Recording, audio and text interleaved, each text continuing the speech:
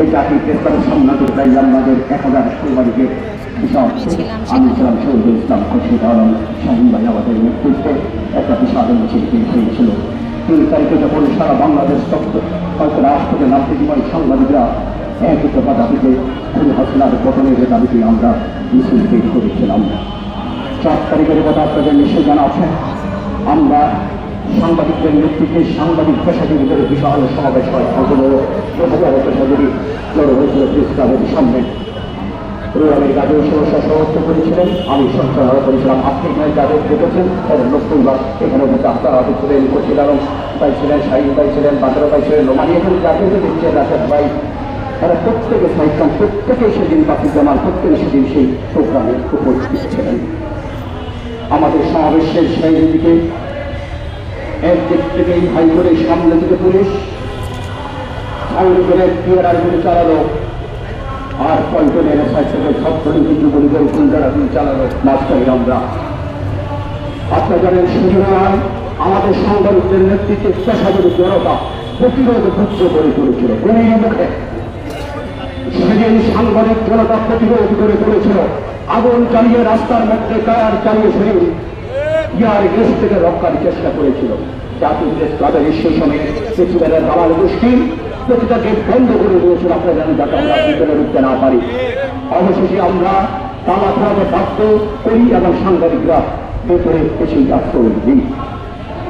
সেদিন নয় 5 তারিখ আপনারা দেখবেন পেশাজীবীর অবস্থান নেওয়ার কথা ছিল সাংবাদিকরা সেদিনের শহীদ মিনারে সকাল থেকে সেখানে আমাদেরকে তাড়াতে ছিল না।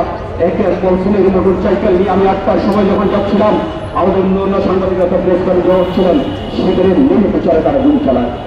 আমি এই কথা এই জন্য বলছি, আমরা এখানে যে সাংবাদিকদের দেখেছেন সাংবাদিকদের চূড়াইয়ের হত্যা পরে হত্যা সংগঠন দুর্ভাগ্যজনক সত্য। আজকে সরকার বেশ কিছু লোকের নাম জুলাই যুদ্ধ হিসেবে ঘোষণা করেছেন। আমি সেখানে প্রয়োজন করে 16 জনকে চিনি না। আন্দোলনের একজন সংগঠক হিসাবে শহীদ ভাই ছিলেন কিনা, খুরশিদ ভাই ছিলেন কিনা, শাহিন ভাই ছিলেন কিনা আমি জানি না কারা। এখানকার বাকিটা লোক একদম যুদ্ধ সত্যরক্ষা করতে চান। আত্মীয় স্বজন সালার নাম দিয়েছেন, ভাগিনার নাম দিয়েছেন, এটার জন্য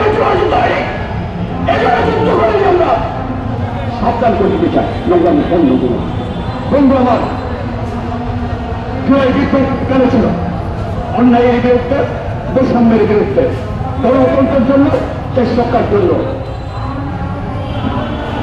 আজকে 1 বছরের মাথায় এসে আমি যদি ইংরেজ সরকারকে প্রশ্ন করি, যে স্বপ্ন নিয়ে, যে চিন্তা চেতনা নিয়ে, যে আশা ভরসা নিয়ে এদেশের ছাত্রজনতা জীবন উঠিয়েছিল, সাংবাদিকরা জীবন উঠিয়েছিল, পেশাজীবীরা জীবন উঠিয়েছিল, আজ সে আকাঙ্ক্ষা কতটুকু আপনি তৈরি করতে পেরেছেন? আমাদের সাংবাদিকদের দাবি ছিল সাগরের রুলে হত্যার বিচার হবে। 1 বছরে কোন অগ্রগতি আপনি দেখেছেন? আমরা তো দেখছি না। হাসিনা যেভাবে কাল সাধন করেছে সাগরের রুলে হত্যার বিচারে, অস্ট্রেলিয়া এইভাবে সাগরের হত্যার উপরে বিচার হচ্ছে না, পালন করা হচ্ছে। আমরা চেয়েছিলাম একটা সুরক্ষা আইনের কথা বলেছেন সাংবাদিকদের। 1 বছর সাংবাদিকদের সুরক্ষা আইন সুরক্ষার কোন উদ্যোগ দেওয়া হয়নি।